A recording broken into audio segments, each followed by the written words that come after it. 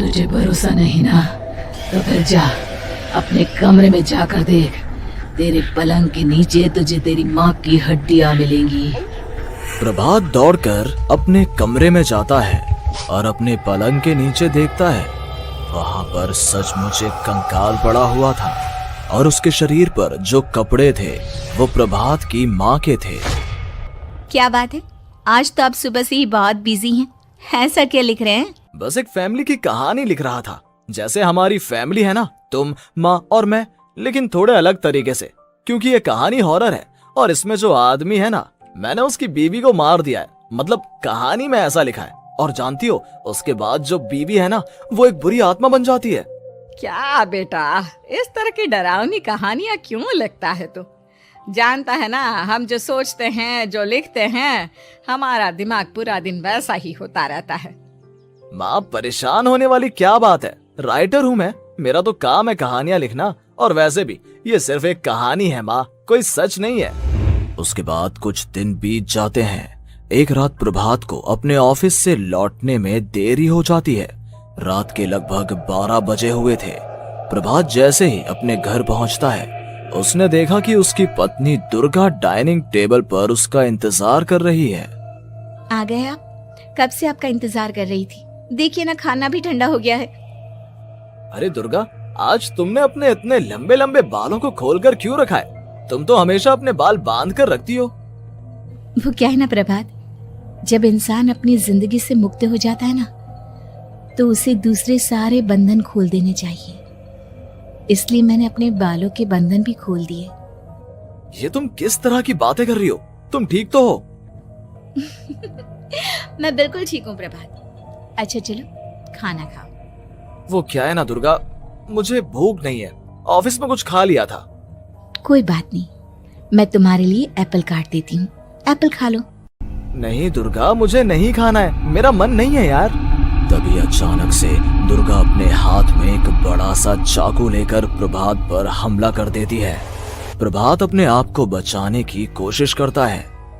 आज मैं तुझे नहीं छोड़ूंगी, तुझे अपने साथ लेकर जाऊंगी अपनी दुनिया में। ये क्या बोल रही हो तुम? तुम्हारा दिमाग खराब हो गया है। आखिर तुम हो कौन? दुर्गा अपनी गर्दन टेढ़ी करते हुए बोलती है। मैं दुर्गा हूँ, तुम्हारी पत्नी। ध्यान से देखो मेरी आंखों में। प्रभात बुरी तरह से डर जाता है और घबराहट में वो चाकू अपनी पत्नी के पेट में मार देता है। उसकी पत्नी की वहीं के वहीं मौत हो जाती है और उसकी चीख की आवाज सुनकर उर्मिला दौड़ते हुए बाहर आती है। ये तूने क्या किया प्रभात? तुमने अपनी पत्नी का खून कर दिया। लेकिन तू तो उसे बहुत प्यार करता था बेटा। तूने बहू को क्यों मार डाला? माँ, ये आपकी बहू नहीं थी, इसके अंदर कोई बुरी आत्मा घुसाई थी। मैं नहीं जानता ये सब कैसे हो गया, लेकिन वो मुझ पर हमला कर रही थी, मुझे मारने की कोशिश कर रही थी। माँ, मैंने कुछ नहीं किया। ये तूने क्या कर दिया बेटा? दुर्गा ने मुझे कहा था कि वो तेरी कहानी के उस कैरेक्टर की तरह एक्टिंग करके तुझे डराने की कोशिश करेगी। अरे वो तो तेरे साथ मजाक कर रही थी। हे भगवान, ये क्या हो गया? इसका मतलब दुर्गा। लेकिन माँ, मैंने जो कहानी लिखी थी उसमें भी ऐसा ही हुआ था। उस औरत ने अपने पति के साथ मजाक किया और गलती से उसके पति ने उसके पेट में चाकू मार दिया। मेरी कहानी सच कैसे हो सकती है? माँ, मुझे बहुत डर लग रहा है। अब ये सोच, दुर्गा की लाश का क्या करें हम? अगर गलती से भी ये बात बाहर फैल गई ना, तो तुझे पूरी जिंदगी जेल की सलाखों के पीछे रहना पड़ेगा। एक काम करते हैं माँ, हम घर के पीछे वाले बगीचे में उसकी लाश को दबा देते हैं। अगर कोई पूछेगा तो कह देंगे कि उर्मिला अपने मायके गई और फिर एक दिन हम भी अचानक यहाँ से कहीं दूर चले जाएंगे। कोई नहीं आएगा हमें पूछने, कोई नहीं आएगा माँ, बाद में जो होगा हम देख लेंगे। प्रभात अपनी माँ उर्मिला की मदद से दुर्गा की लाश को अपने घर के बगीचे में गाड़ देता है। कुछ दिन तो ऐसे ही बीत जाते हैं, लेकिन एक दिन अचानक रसोई से आ रही कुछ आवाजें सुनकर प्रभात की नींद खुलती है। प्रभात ने देखा कि वहां पर एक लंबे बालों वाली औरत दूसरी तरफ चेहरा करके खड़ी हुई थी। कौन है? कौन है वहां पर? अरे कौन हो तुम? मैं दुर्गा हूँ प्रभात। क्या हुआ? मुझसे इस तरह के सवाल क्यों कर रहे हो तुम? तुम दुर्गा नहीं हो सकती। दुर्गा तो प्रभात, मैं तुम्हारी पत्नी हूँ, तुम मुझे कैसे भूल सकते हो? 4 दिन के लिए मायके क्या चली गई, तुम तो मुझे भूल ही गए। अब अगली बार ना मैं कहीं नहीं जाऊंगी। पता चला तुमने तो मुझे पहचानने से ही इनकार कर दिया। नहीं, तुम दुर्गा नहीं हो सकती। तुम दुर्गा हो ही नहीं सकती। मैं जानता हूँ ये सब क्या हो रहा है। मैंने अपनी कहानी में लिखा था कि उस आदमी की पत्नी की मौत के बाद एक बुरी आत्मा उसका रूप लेकर उसके घर में आ जाती है। तुम वही हो ना? और अचानक से खूबसूरत दुर्गा का चेहरा काला पड़ जाता है। उसकी आंखें लाल हो जाती हैं और पूरे शरीर पर बाल, लंबे नुकीले नाखून, उसके दोनों पैर उल्टे हो जाते हैं और बेहद डरावनी आवाज में वो चिल्लाकर कहती है, बुरी आत्मा, मेरा खून करके मुझे अपने ही घर में गाड़ कर तू मुझे बुरी आत्मा कह रहा है? मैं तुझे छोड़ूंगी नहीं। और अचानक से प्रभात के घर में बेहद डरावनी आवाजें गूंजने लगती हैं। घर में चारों तरफ बहुत सारी बुरी आत्माएं नजर आने लगती हैं। प्रभात घबरा कर अपनी माँ को आवाज देता है, माँ कहाँ है आप? जल्दी आइए माँ, देखिए ना ये सब क्या हो रहा है। प्रभात ने देखा कि अचानक से उसकी माँ कमरे से दौड़ कर आती है। क्या हुआ प्रभात? और ये लोग कौन है?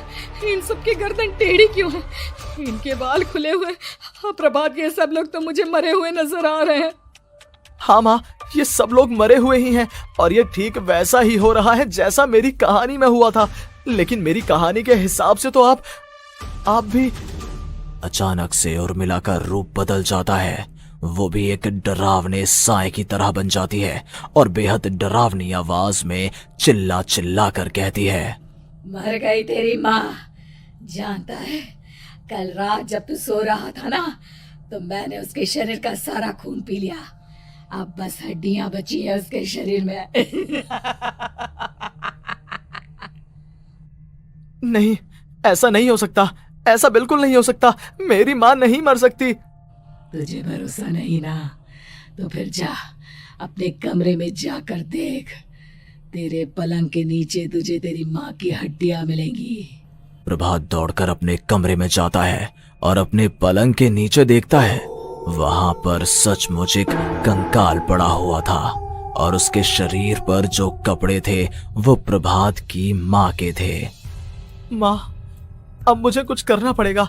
लेकिन मेरी कहानी में लिखा था कि माँ की मौत मेरे हाथों से होगी, पर माँ तो पहले ही मर चुकी है और वो बुरी आत्मा मुझे भी मार देगी।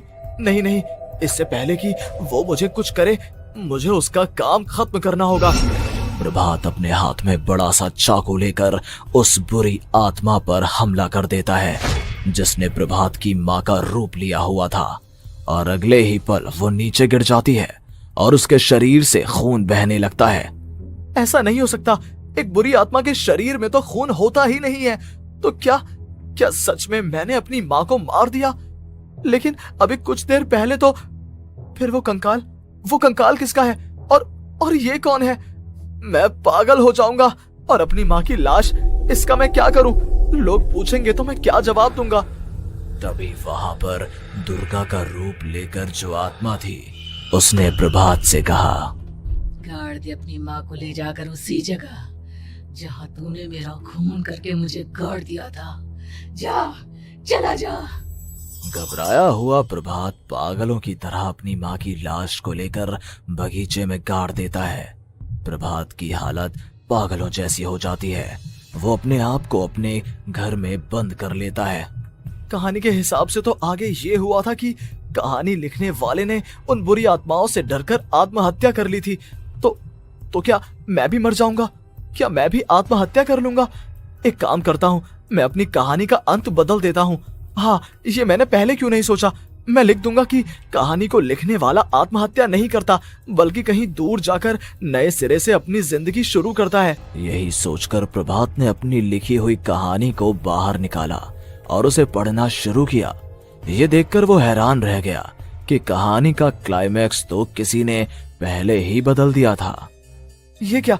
इसमें तो लिखा हुआ है कि आखिर में उस लेखक की पत्नी और माँ दोनों बगीचे में जिंदा दफन थे।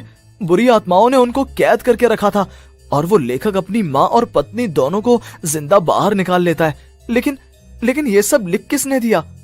प्रभात दौड़कर बगीचे में जाता है और वहां पर खुदाई करना शुरू कर देता है। प्रभात देखता है कि वहां पर लकड़ी के 2 बड़े संदूक हैं और उनके अंदर से आवाजें आ रही हैं।